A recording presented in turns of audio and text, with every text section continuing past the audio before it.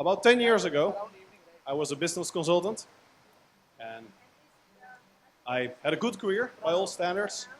I had a company car, was working for big international firms, but as I was thinking about where I was going with my life and what I was doing, I envisioned myself talking to my children at a later age, and I thought, what can I tell them if I get home from work? What did Daddy do today?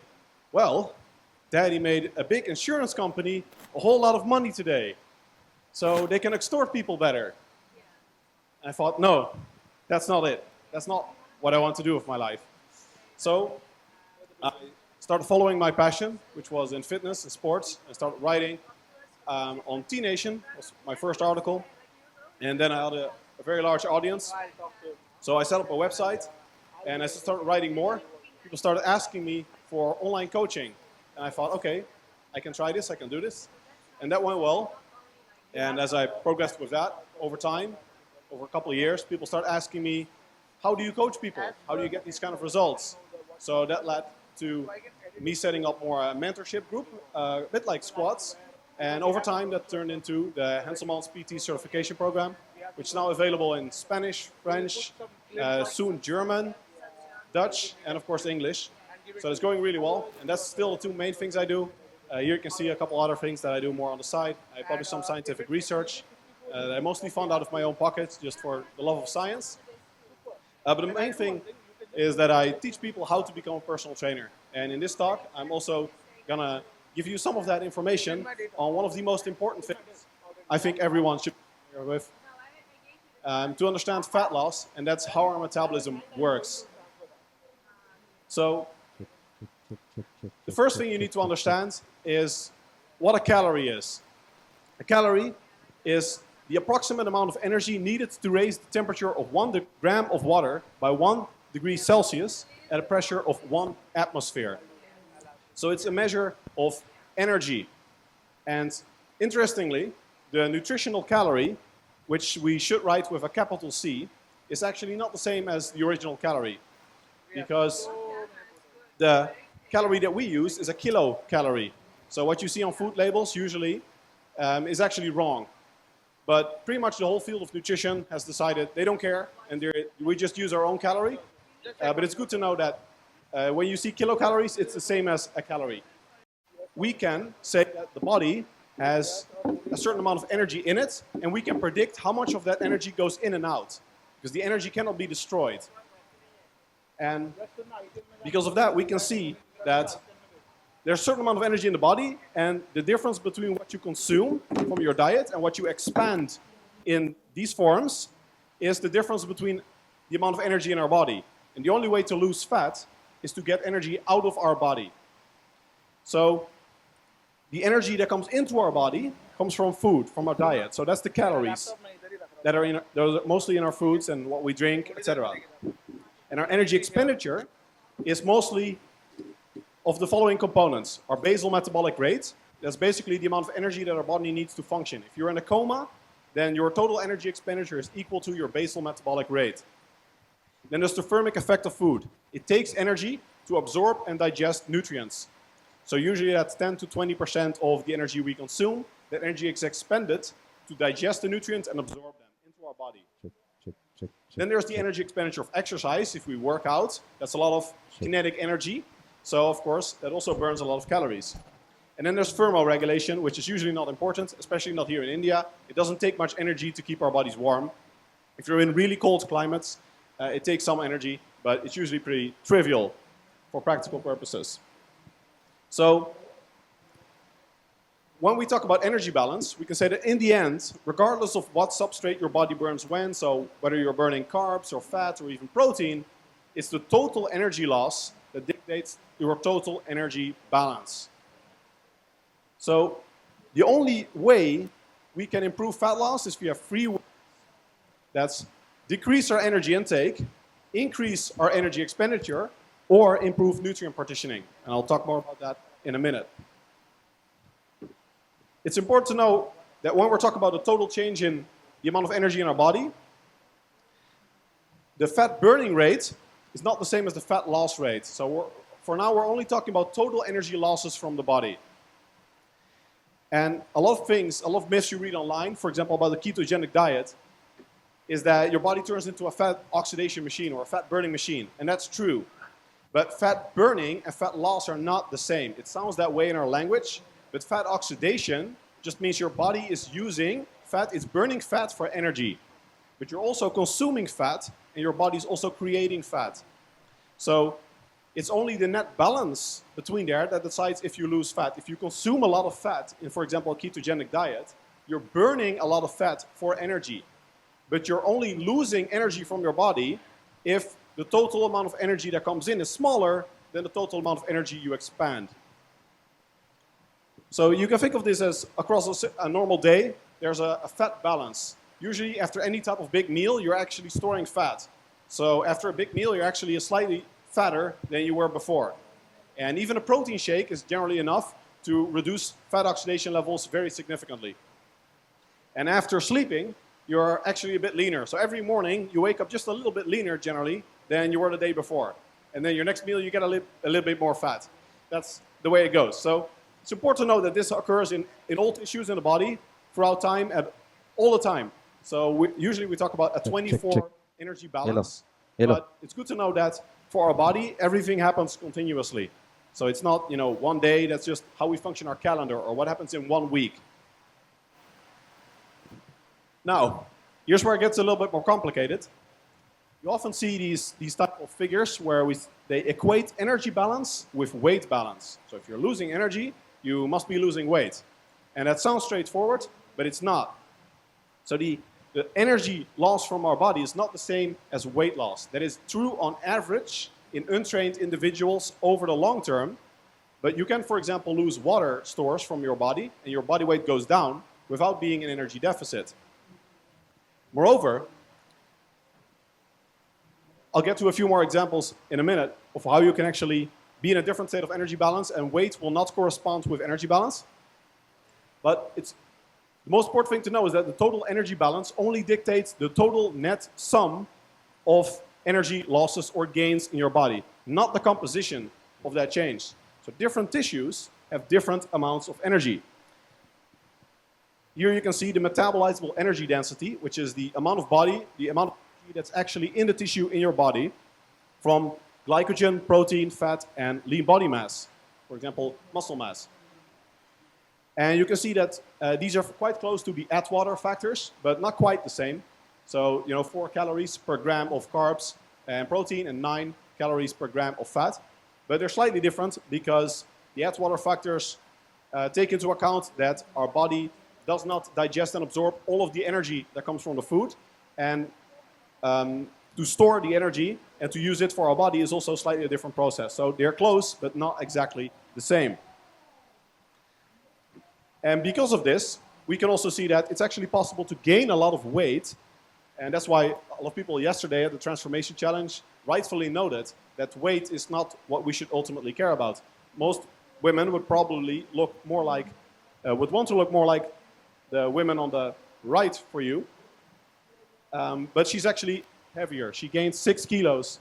And that's because she gained a lot of muscle mass. But she lost a lot of fat. And as a net result, her weight actually goes up a lot, but she looks a lot and is a lot lighter. So her body fat percentage is a lot lower. That's because muscle is denser than fat.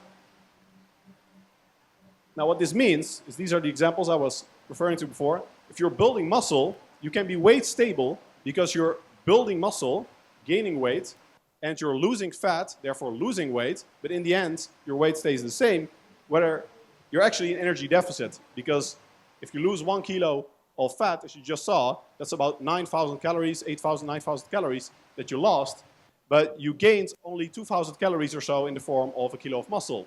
So if you gain 1 kilo of muscle and lose 1 kilo of fat, you are in energy deficit. More energy went out of your body than went in. If you build muscle very rapidly, you can actually gain weight in energy deficit because your lean body mass rate of gain is larger than your fat mass loss. Because there's so much more energy in fat, you're still in energy deficit. You can also lose fat in energy surplus, but this is generally very rare. Doesn't usually happen because it requires you to gain 5 times more lean body mass quicker than you lose fat mass. It's also possible to to gain fat in energy deficit. That's usually something that you never want to occur, because if you're hospitalized or immobilized, that can happen. But in normal circumstances, that should never be the case. As you just saw, the metabolizable energy densities, you may note, hey, this doesn't match up with the idea that it takes 3,500 calories to lose a pound of fat. Well, that is actually, that idea is created that it takes 7,000 calories to lose a kilogram of weight in an untrained individual on a standard diet. So this assumes a certain proportion of lean mass loss. And as you just saw, pure triglyceride, pure fat, losing a kilo of pure fat from your body takes over 9,000 calories. And fortunately, though, we don't have to lose the full 9,000 calories. We only have to lose about 8,000, because adipose tissue, our body fat stores, contain about 8,000 calories, because there's also water, some protein, some minerals in our adipose tissue mass, our fat stores. Now, unfortunately, this is the net energy deficit that you have to create. So when you're dieting, your metabolism slows down. And it slows down, first of all, because you generally lose weight. Therefore, your basal metabolic rate goes down, especially if you lose muscle mass. You're also consuming less energy. So the thermic effect of food goes down. But even on top of that, your metabolism still slows down a little bit further. And that's where ideas like starvation mode and the like come from. So let's look at what the scientific truth is for these things. They mostly come down to adaptive thermogenesis. Adaptive thermogenesis means that your metabolism is changing faster than you would expect based on your body composition change. So if you're losing 2 kilos of fat, that should not impact your basal metabolic rate much, because fat doesn't require much energy for your body. But your metabolism does go down. And you can think of this as a function of your body fat percentage. And it's mostly regulated by leptin. And leptin is secreted by adipose tissue. So your body fat, your body fat on your body, it secretes a hormone called leptin. And the less fat you have, the less leptin your body produces. And leptin increases your metabolic rate. Leptin also suppresses your appetite. So as you get leaner, your metabolism slows down while your appetite increases. There's nothing we can do about this. That's just how our body works. And usually this makes, you can think of this sort of as a, for those that are mathematically inclined, as a multiplier over your energy expenditure. That usually ranges between 0.8 and 1.2. And this changes per individual. Some people have very adaptive metabolism, and some people have a very inadaptive metabolism. So I have a very adaptive metabolism. I can bulk on over 4,000 calories, but to get in contest shape, I have to get to about 1,800 calories. At some point, I will stop losing any fat at all on 1,900 calories. And for about a 90 kilo male, that is quite low in energy intake. So for me, there is a big difference between cutting and bulking energy intake. If I want to lose fat or gain muscle, there's a very big difference in energy intake. Some people have a very small difference. This varies per individual. So you have to test that for yourself. Fortunately, this adaptivity is symmetrical. So you're never screwed both ways. If you have to go down really far in terms of energy intake to get lean, you can also go up back again very far when you're gaining muscle.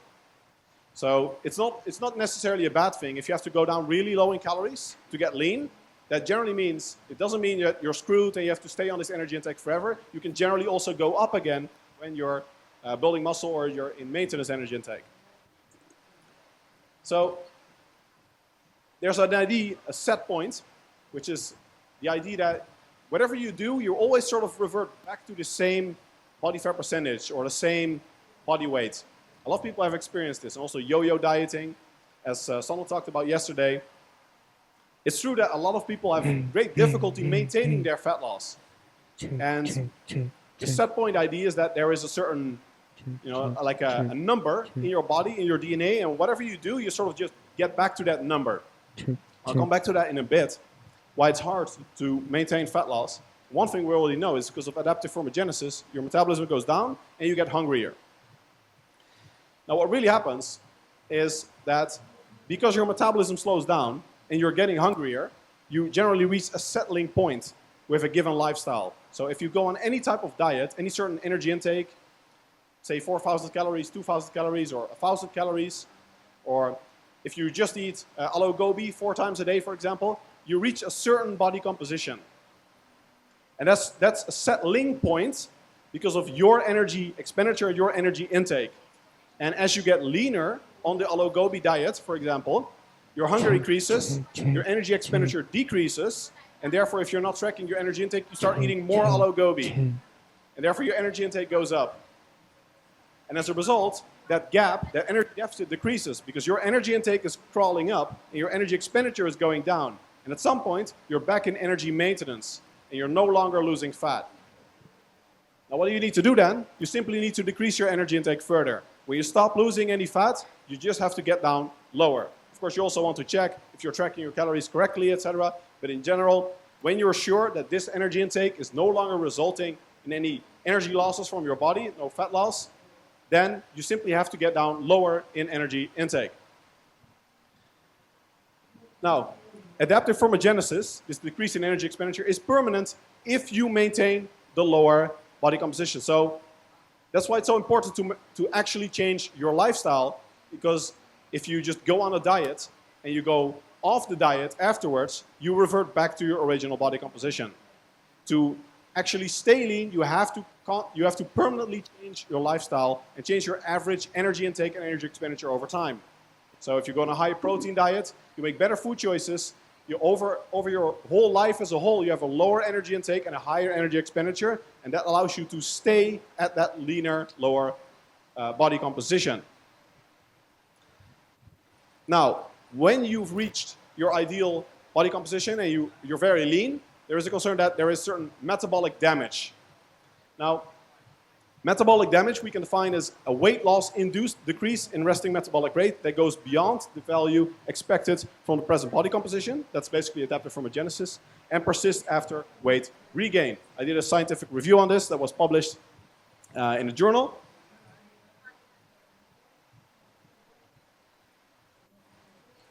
And the first part of that definition is the same as adaptive thermogenesis. A weight loss-induced decrease in your resting metabolic rate, your energy expenditure, that goes beyond the value expected from your body composition. So it's not just that you're losing weight and therefore your energy expenditure is decreasing. Your energy expenditure is decreasing faster than that.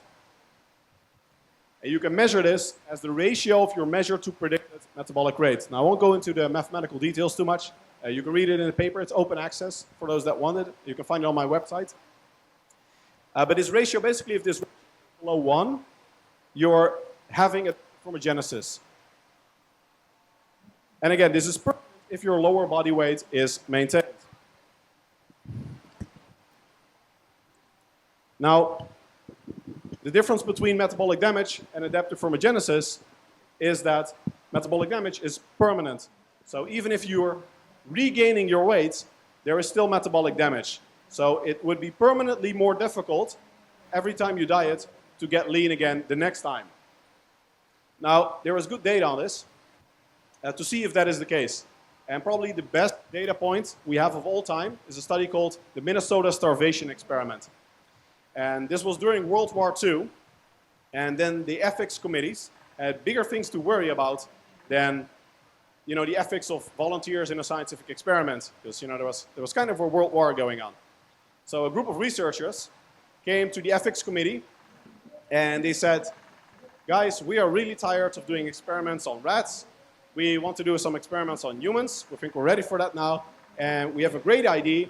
Basically, we want to do Big Brother, but with actual suffering and not the stupid drama you see on TV. So what we're going to do is we're going to take a bunch of guys and we're going to starve them and we're just going to see what happens. And the ethics committee was like, that's great, that's really great, that might even make it to MTV. So they did that, and what they did is for 24 weeks, they literally starved men to 5% body fat, mostly for the purpose of Second World War, of course, to see what would happen to your body then. And they got to 5% body fat, and as a reference, 5% body fat is contest shape. That means striated glutes for men. Women can generally not go below 12% body fat. Essential fat stores for women are 10 to 12%. For men, they are generally about 3%. So if you have a friend that says like, yeah, bro, I'm 2% body fat right now. Unless they're talking to you from the grave, that is not true. So 5% is pretty much as lean as it gets. most people, like especially for yesterday at the bodybuilding show, even the bodybuilders were probably 6% or so. So 5% is really striated glutes. Most people never need to get that lean. Most people are perfectly super happy with 10% body fat. And after that, they refed them for 20 weeks to revert them back to their original body composition and see if there was metabolic damage. Now, there's another couple of experiments on this, like the Biosphere experiment, but they never quite made it to the level of the Minnesota Starvation experiment. As you can see in the pictures here, they got pretty ripped, if you want to call it ripped, and these guys actually became sort of celebrities at the time, because this was a huge happening. It was way better than Big Brother. Now, here are the data they got from this amazing experiment. The only two numbers you need to know, really, is that their original body weight was about 70 kilos, and they were already lean, normal body composition at 70 kilos, but they went down 20 more kilos to about 50 kilos during starvation. And during that time, there was, of course, major adaptive thermogenesis. The ratio of their measured to predicted metabolic rate went down from above 1 to 0.8, and afterwards, when they regained their original body composition, it went right back up to actually a little higher number than it was before. So even in this experiment, in these extreme conditions, there was no metabolic damage. There was no damage to their metabolism.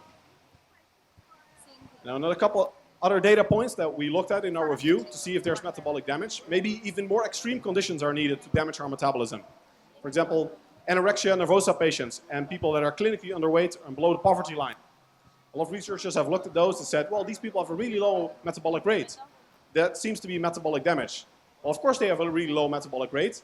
They're barely eating. They have a super low body weight. Of course they have a low metabolic rate compared to a healthy individual that's 20 kilos heavier. But if we correct for that, if we look at the ratio between what their metabolism should be and what it actually is, on average, you can see that it's actually exactly 1, even in anorectic women and severely undernourished men. Now, we can also look at competitive athletes like bodybuilders and wrestlers that diet in and out of season. If we look at those data, here you can see that during contest prep, these are two different bodybuilders. One bodybuilder here, the ratio of measured to predicted metabolic rate actually stayed exactly the same. So even from 13 weeks out, all the way to their contest, there was not even adaptive thermogenesis in this individual. So this individual had a very unadaptive metabolism. In the second individual, there was adaptive thermogenesis from 26 weeks out to 0 weeks out. His metabolism decreased a lot, a big decrease in his energy expenditure. But 13 weeks out after his contest, his metabolism was back to what it was before 13 weeks before the contest. So even during bodybuilding contest prep and very extreme conditions, our metabolism doesn't get damaged. If you think about it, if metabolic damage existed, every competition would decrease our metabolic rate. And a pro competitor that was competing every year for 30 years, they would have no metabolism left. And clearly that is not the case. When you work with bodybuilders for a long time, you generally see that every competition you can actually maintain a slightly higher energy intake as you learn to manage them better. So take-home message here is that there is no metabolic damage even in the most extreme conditions. And to sum up how our metabolism works, you can say that our basal metabolic rate is largely determined by our fat-free mass. And for a precise formula, the Cunningham formula, you can actually estimate your basal metabolic rate quite well. It's about 376 plus 21.6 times your lean body mass. That is your basal metabolic rate. Now, adaptive thermogenesis is largely determined by our body fat percentage. So even independent of our total fat-free mass, our muscle mass and the like, our metabolism still shifts if our fat mass changes. If you get fatter, your energy expenditure increases. If you get leaner, our energy expenditure decreases. Metabolic damage does not exist even in extreme circumstances. It's just adaptation. Now, if there's no such thing as metabolic damage, why do people yo-yo diet? Already alluded to two explanations in my presentation. The first is that muscle loss decreases our fat-free mass. The less fat-free mass you have, the lower your energy expenditure. So if you go on a diet and you're not doing strength training or any form of exercise, most people lose about 25% of their weight as fat-free mass, including muscle mass. which decreases your energy expenditure. And then it's quite hard to regain that muscle mass if you're not exercising. So over time, some people that yo-yo diet a lot and don't do any exercise actually get fatter and fatter, because every time they diet, they lose muscle mass, their metabolism decreases, and then after the diet, they regain the fat, but they don't really regain the muscle mass. So over time, it just gets worse and worse. That's why it's so important to exercise. And the second reason is a lack of lifestyle change. The word lifestyle, or the word diet, actually comes from Greek, dieta. It meant lifestyle. The words diet and lifestyle were the same. So most people now think of diet as like a period of suffering where I trade my short-term comforts of candy and the like for fat loss. And then afterwards you go off the diet, and what happens then is if you revert back to the lifestyle that got you fat in the first place, because our metabolism is so predictable, you get back exactly to the same body composition. One lifestyle leads to one body composition every time. It doesn't matter what you did before, it doesn't matter what your plan is for next year. A certain set of inputs, your certain energy intake and energy expenditure lead to one body composition. So if you don't make permanent lifestyle changes, you cannot sustain the new body composition.